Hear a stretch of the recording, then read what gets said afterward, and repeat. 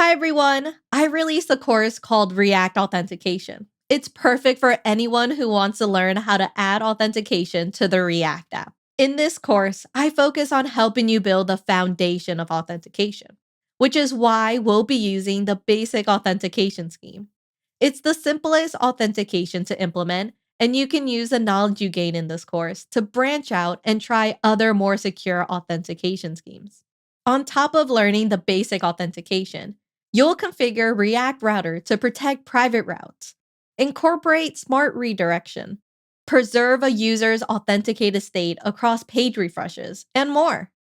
By the end of this course, you'll have a working app that can sign up and sign in users, redirect unauthorized users to sign in before being able to view any private route, create cookies to preserve data across page refreshes.